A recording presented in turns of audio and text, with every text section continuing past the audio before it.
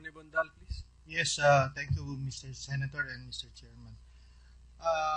The other day, my office is just a walk-in office from the street, no? And a person from the City Hall, who I would not like to identify because of his own personal safety, went to my office and handed me an envelope and told me, sabi niya sa akin, bahala ka na dyan, pare. Now, babalikan ko po yung statement ni former Councilor Aspillaga na sinabi niya na tuwing makakatanggap siya ng note, ng letter kay Mayor Binay, now Vice President, may mga maliliit pong mga note. Meron po akong hawak na dokumento. Original po ito kasi yung receiving copy po ng City Mayor, ito kulay blue pa po ito eh. Nagpaano po ako sa digital copy ko po para mailagay po sa slide po eh. Para pakinabangan po ng lahat. Can you show it? Habang binababa yung screen, ang hawak mo, Xerox yan? Original? Original po ito. So, pwedeng ipa-handwriting expert yan? Opo. At ibibigay ko po sa Senado dahil ayoko pong hawakan to. Baka mangyari po. At mamaya, bago nun po, pa-identify natin sa ibang mga nakakakilala sa sulat ng Vice Presidente kung talagang sulat niya yan. So, mahalaga po ito, itong dokumentong ito sa kanang akin po bilang abogado rin sa mga pangunahing kadahilanan po. Una, ito po ang magpapatunay na talagang may mga maliliit na note. Attorney, meron daw technical problem lang. Inaayos lang yung screen. Mamaya, But in the meantime, pwedeng ipakita yan kay Vice Mayor Mercado. Siguro sa 30 taon nila magkasama ni dating Mayor, ngayon Vice President Binay. Kasi kung sasabihin niyang hindi yan signature, wag na natin pag-usapan. Pero kung sasabihin niyang sulat kamay yan ni VP, then syempre i-verify pa natin, but at least may starting point na po tayo. Before that, Mr. Chairman, pwedeng i-describe niyo ano ba yung dokumento na yan para lang maano natin. So ito po yung dalawang papel. Yung isa, yung parang note po na binabanggit ni Consejal Aspillaga. Pero ang mas malaman po, yung sulat na galing Urban Bank. Ito pa ang edad po nito August 23, 1995. Ito po, nakalagay dito na si Vice President na dating Mayor Jejomar Binay ay meron hong Manila Polo Club shares. Yun po yung nasa Forbes Park na laruan ng mga pinakamayayamang pong Pilipino dito sa ating bansa. Na sinasabi ng Urban Bank na ito ay pwede mong gamitin na pangsanla sa, ayun na po yung dokumento. Ayun po yung maliit na papel. Mapapansin po ninyo na ito ay nakapangalan kay Ibeng, yun yung pangalawang tao na trusted niyang tumatanggap po ng bag. Yung PSM, ang sabi po sa akin ng kaibigan ko, yan daw please see me. PSM, please see me. Tapos yung JCB po, yan po ang pinaka-acronimo, aka ni Mayor Jejomar Binay po noon. Tapos kung mapapansin po ninyo, yung Urban Bank po yan, kaya lang sarado na po ngayon yung bangko. Tapos received copy ng Office of the City Mayor nung August 31, 1995. Nakatakip lang kasi, Attorney. Kanino address yung sulat? Kay, yan po. Kay Mayor, mari pa nga ho spelling nung na Major po Mayor Binay. Ayan po. Kaya received ng kanyang office po Opo, pero dito konektado dun sa bidding documents na sinabi ni Aspillaga. Para maklaro lang, para maklaro. Yung parang gusto mo sabihin, pinapakita mo lang na may note na nakakabit. Yes, opo. At saka po, Mr. Chairman, Attorney Bondal, can you just read for the record kung ano yung nakasulat dyan sa sulat? Dyan sa dokumento na yan. Okay. August 23, 1995, Dear Mayor Binay, we are pleased to inform you that we have increased the maximum loan value of your Manila Polo Club share from 2 million pesos to 3 million pesos. As mentioned in our previous letter to you, Urban Bank has approved in your favor a ready check mortgage line against your Manila Polo Club share subject to Urbank's standard credit requirements. The Ready Check Mortgage Line is a credit facility which allows you check writing convenience from a special checking account for your business or personal needs. It affords you the convenience of instant access to credit for acquisition of real property, working capital for business, refinancing of existing loans, or financing of personal investments. Any repayment of your availment will automatically be made available to you for your other needs. This multipurpose loan facility is being offered to select clients like you at very competitive rates. For you to enjoy the unique Okay na, okay Okay, na po yun. okay na siguro yan. Para hindi... So, ito, parang marketing lang ito na pwede siyang mag-loan because meron siyang membership sa Manila Polo Club. Manila Polo Club. So, Well, yun lang, Mr. Chair. President, I think, Mr. Chair, the purpose, I think, is to show that habit nung dating mayor at ngayon vice president na talagang maglagay ng note. Kasi nung previous hearings, tinanong natin kay Engineer Spillaga, paano mo nalalaman na yun yung contractor? Sabi niya, nung panahon pa naman nung dating mayor, nung lalaki, ni Vice President Jojo Binay, ganoon ang ginagawa. Kaya pagdating naman nung bagong mayor, si Doktora, either may note or nakalagay na. Pero ang testimony ni Engineer Echanova, hindi na nung panahon niya. Nung panahon niya, si Engineer Morales na. That's why hindi ko ipapa-identify kay Engineer Echanova. Pero kung pwede, kay Vice Mayor Mercado, Vice, kung makikilala mo lang yung handwriting at kung makilala mo kung sa yung pagkaalam kanino yon, no? But for another hearing, hindi sa atin, but in the last hearing, Mr. Chair, I was asking for the SALN of the Vice President, no? Mako-compare natin kung during that date nilagay niya yung Manila Golf o hindi, o yung Manila Polo Club.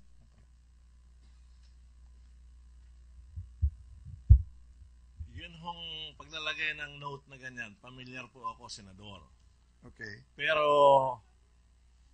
hindi ko ho masasabing yan ay sulat ni VP Binay kasi ang style ho ni Mayor Binay o ni Vice President Binay, normal ho yung paglalagay na ganyan ng maliliit na papel na Okay. please see me na naka-address kung sino yung gusto niya makipagkita sa kanyang tao. Okay. 3 tao ho yung pwedeng sumulat niyan dahil 3 lang naman yung kanyang pinagkakatiwalaan. Maaaring si Lilian, Albir, si Rico, Millares, o kaya ay si Lilian, si Rico. So linawin ko ba isa? Normal na talaga na may note siyang ganyan.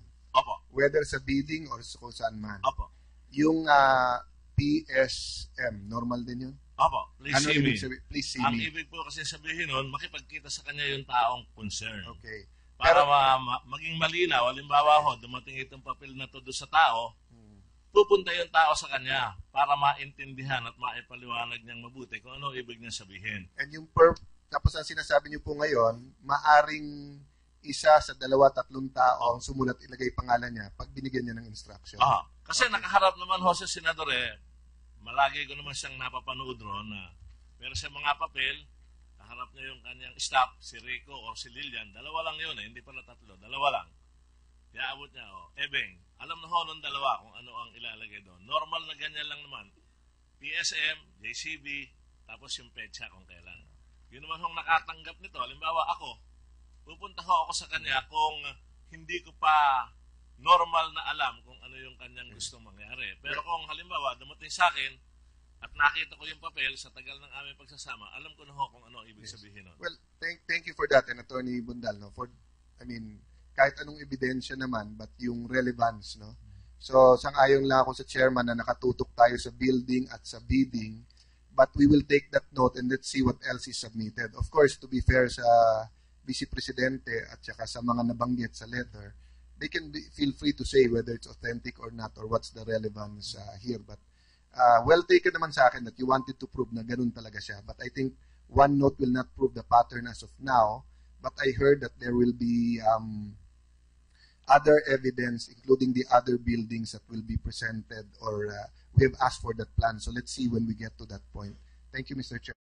Any more questions? Mr. Chair, at the same time, siguro yung mga dahil hindi naman sakop sa investigasyon natin so far, yung paghalungkat, aaral nung SALN ni Vice President, baka maaring masilip na rin yan ng ibang mga concerned agencies tsaka yung mga investigative journalists natin. Tignan nila kung merong Manila Polo Club shares na dineclare si Vice President Binay at kung kaya niyang maka-afford ng ganong shares, Mr. Chairman. Yun lang. So, Vice Mayor Mercado? Lilinawin ko lang ho kasi ako ho yung tinutukoy ni Commissioner Mendoza kanina na umattend sa exit conference. Pero yung mga transaksyon ng overprice, hindi ho panahon ko yun.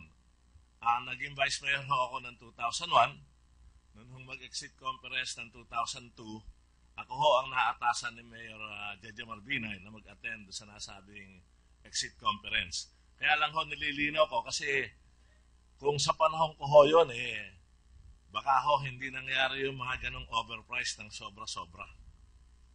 Nilinaw ko lang po kasi mahirap naman na ako ho nandito, nagte-testify ako ng lahat ng corruption. Tapos ako pala kasabwat doon sa ganong corruption, parang hindi magiging tama. Kaya ako ho nilinaw, nangyari ho yung transaksyon na yun sa panahon ni Dr. Elenita Binay na kung saan hindi pa ho ako Vice Mayor ng panahon yun. Pero Mr. Chair, for the record, no, kasi isa sa mga sinasabi ng mga spokesman ng Vice Presidente na panay sinungaling at nagsasabing nakatanggap din sila, bakit tinatanggap namin bilang witness dito. Lahat po na naging star witness na whistleblower na nandito, yung pinaka-credible, no, ay yung kasama po one way or the other. Whether kakuntsaba o nakita lang o nabantayan o nahingan ng advice, no. So I think the Vice Mayor former Vice Mayor can speak for himself na nakapag-testify naman siya dati kung anong role niya. Pero sa akin, Vice, hindi conflict yung sinabi mo dyan at yung pagbubunyag mo nung role mo during that time. In fact, when all the testimonies in, it will be consistent. Just to reply dun sa sinabi ni Senator Trillanes, no, ako mismo inihingi ko din yung SALN nila sa committee na to. Bakit? Hindi natin po bring up ang kayamanan o alleged kayamanan ng Vice President sa hearing na to. Pero siya po, sa kanyang press cons at saka sa media, ang parang pinapalabas niya, kung nagnakaw ako, minasan ng pera, wala naman dito sa amin. So when evidence is submitted here, di ba? Kasi yun ang parang pinapatunayan niya kung may overprice na saan. Nung napakita natin na saan yung overprice, hindi daw sa kanya.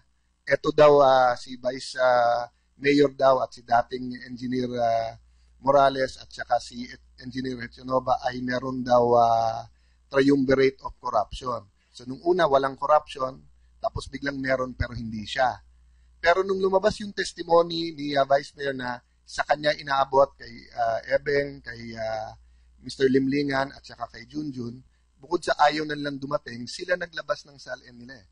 So Mr. Chair, I just want to note for the record, it's not completely irrelevant because they're the one who made it relevant. Argument nila. Na tignan nyo yung lifestyle ko, tignan nyo yung ano ko, wala. So kung mag-represent sila, katulad ng ginawa ni Vice Mayor last time na meron lupa na worth 1 billion, it is in response to the defense of the Vice President and his group. But having said that, we're still looking for the direct evidence, no, as the chairman stated kanina.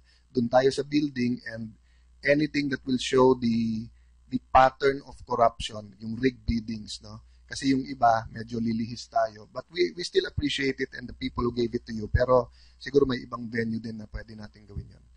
Let's finish first the issue of the alleged overpricing of the Makati City Hall Parking Building 2. And ito, my personal opinion, if we indeed find an overpricing, then that will justify going to the related anomalies mentioned in the proposed Senate resolution. Okay, so, but before we wind up, so I'll take advantage of the presence of the incumbent Vice Mayor of Makati. Maybe he wants to say something. Vice Mayor Peña, please.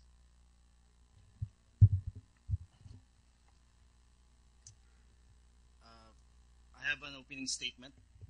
Sige, sir. Brief lang po.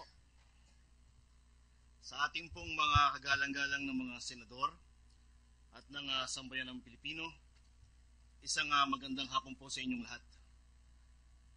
Una po, ako po isang halal na opisyal at malaki po ang aking pong respeto sa Senado at sa mga senador na nandito po.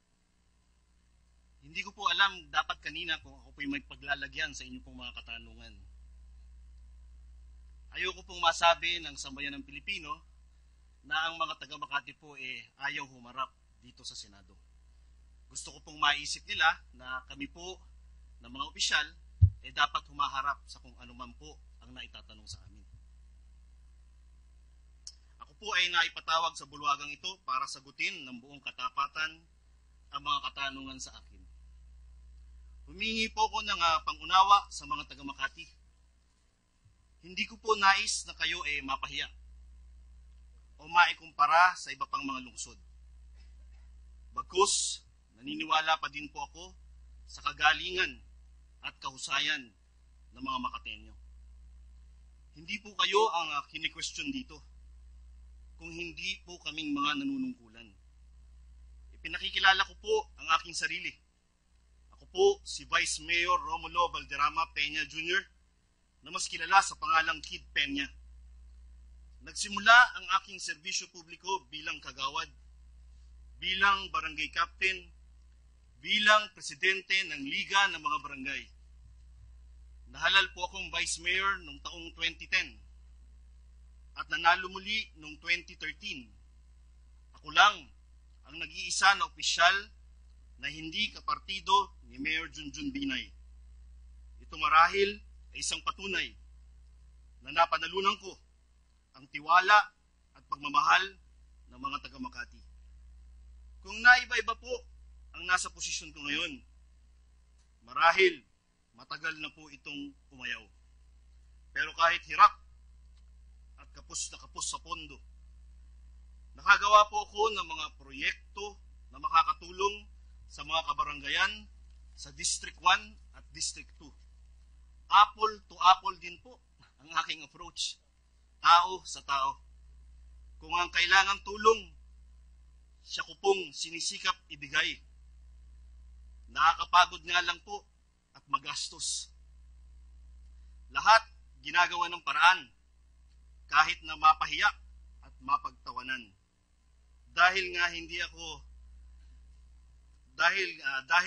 ko kayang tumbasan ang binibigay na tulong at proyekto ng city government na kung iisipin, ako din po ay kabahagi.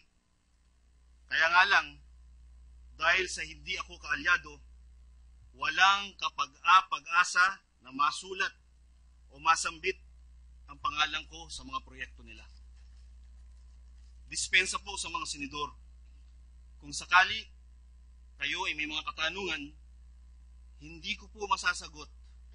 Ako po ay bulag sa mga kaganapan sa lungsod at partikular sa mga proyekto na maaaring tapos na o ginagawa pa lamang. Wala man lang ni dokumento na bumabalik sa akin para masubaybayan ang mga kaganapang ito. At maski sa opening o blessing, hindi rin po ako imbitado. Nanatili po akong nakatayo at nakatindig sa hamon ng hinaharap at umaasa na may darating pa hong liwanag sa aking panunungkulan. Isang pangkaraniwang tao na naging vice-alkalde ng premyadong lungsod ng Pilipinas, ang pinakamamahal po naming Makati. Maraming salamat. Vice Mayor, thank you. Mr. Chairman, just one question. So, sinabi nyo na kayo'y kayo'y bulag sa nangyayari kaganapan nito dahil hindi sila nagsasubmit sa inyo. Hindi dahil gusto mo maging bulag, but because they're keeping you in the dark. Yun ba ang ibig kong sabihin, Vice? Yes, Your Honor. Okay. So, kinukumpirma po yung sinasabi po ni Vice Mayor Mercado, former Vice Mayor Mercado, na nung panahon nila, pag humingi ng pondo sa building, kompleto yon. Saan galing ang budget, pondo, etc. So, sa mga ordinansa nung panahon ninyo, dalawa nakita ko yung sa 3 billion na savings and then 5 billion na loan. Walang mga detalyado yon na plano or whatever, saan gagamitin. It's just yung, kung ano lang nasa ordinansa na may specified na programa na project and then may others. Opo, halos parang ganun din po yung trend nung ano. Thank you, Mr. Chair. We have set another hearing, October 8 at 9:30 a.m. We will wrap up everything about the Makati City Hall Parking Building 2 please, Hilmarks, please bring your engineers. Ito, I'll telegraph my questions. No, I will ask about the cost of the roof deck. The details. I will ask about the cost of the atrium on the 7th floor. I will ask about the per square meter cost of the parking floors. Compare it with the office floors on a per square meter basis. I will ask you about the basement. What is the use of the basement? I will show you a picture of a comfort room in the basement, which I don't think you constructed. And I will ask you why there is no comfort room in the basement, because it was built by the building administrator. Okay, and then pagdating po sa mga COA, technical audit specialist plus the COA, depending on the phase you audited, why did you not find anything alarming about the cost of the elevators, the cost of the roof deck, the generators? So pag-aralan nyo po yun, I don't know kung sino po sa inyo, but even the signage is being mentioned, the Meralco application, and of course the foundation, the cost of the foundation, and to the COA leadership, if an LGU has an infrastructure project and they want to use extravagant materials, what can you do? Can you interfere? Can you say no? And then the limits of... Next week na natin papag-usapan niya. Kasi for example, ito, they wanted to build a parking building near the river, claiming that the soil is soft. And then the piling works, according to Engineer Henson, would add 8,000 pesos per square meter. Oh. So is that extravagance? Should we allow it? What can COA do? So, okay, so we will discuss all of this in the next hearing. And please, Mana, please also be present because we have additional questions, just in case we have additional questions. Mr. Mateo? Pwede rin po bang malaman yung in-advance yung mga tanong para makapaghanda po kami? Kasi kahapon lang po kami nakakuha ng supina. Dinadaanan ko po ulit ng ordinance on the architectural expenses on kasi hindi ako kumbinsidong 11 million lang po ang nabayad sa inyo. So give us time also to dig up the evidence or more information. Mr. Chair, just to be fair din naman, Mr. Mateo, sa committee, kahapon yung man lang natanggap yung supina, 6 na linggo na kami nag-hearing. No? And isa naman ang main topic dito, yung building. No? But having said that, if you need time to prepare, tapos Mr. Chair, pwede lang bang i-follow up? Kasi hindi natin sinupina yung mga dokumento sa Makati, kasama yung budget, kasama yung nakita ni Senator Trillanes na 360 million para dun daw sa IT sa isang opisina pa lang. Kanina nakita na po natin na yung mga computer, branded pa yun. Yung compact, times 3 ang prinesyo. So, nung nawala yung mga taga-Makati, nawala na rin yung isasubmit nila no? And let me close by also agreeing with the Vice Mayor of Makati. Hindi mga taga-Makati ang hinihiring natin dito. Yung ilan opisyal lang at yung project. At hindi natin minamaliit ang magagandang project na ginawa ng napakarami. Kapitan man, Konsehal, Mayor ng Makati. Napakaraming magandang proyekto. Ang question nga, is ito ba yung mga proyekto na may corruption o proyektong lalo pa sanang napaganda kung walang tongpats o walang kurakot. No? So yun naman ang kasimple-simple doon. Pero walang paninira sa magagandang nagagawa at sa mabubuting mga residente ng mahal nating syudad ng Makati. Sir Chair, may I just follow up that nakalista naman lahat sa sekretariat at umuo naman yung 2 administrador. Pero nagsiwalaan po sila. Sana po masubmit lahat ito para matapos po natin. Kasi kaya natin hindi matapos, Mr. Chair, hindi rin nila sinasubmit Sinabi ng Makati, isasubmit nila, malaman natin kung may variation order. So, pag napa-report natin kay Mr. Mateo yung nabantayan nila, yung design. Saka yung plans, please, Mr. Architect Mateo, what you have in your office. And then study about the subject matter. Everything you need to know about that building, one building lang, Makati City Hall Parking Building 2. Maybe, Mr. Chair, And then para, be aware of your other projects in Makati just in case it is asked. No? Just in case. para madalian na lang ang MANA architectural firm, no? Yung gumawa na lang kayo ng timeline. At least mas madali doon, di ba? On this date, binid out, this date nakuha, this date natapos. Then bahala na kayo mag-note kung may variation order there or whatever. Just to your knowledge, pag hindi nyo sakop, ilagay nyo na lang na not, di ba, it was not our responsibility or not. And even if we ask the questions. Executive summary po ng project history. Sige po. Tsaka sa mga auditors, no, we notice garden soil and planting materials for 6.4 million. So we will ask you how come this did not alarm you. 864 cubic meters. So that's for the next hearing on October 8. Tama? So October 8 at 9 a.m. October 8 at 9 a.m. So, okay, there being no other matter, I thank you for your presence. Our hearing is hereby suspended.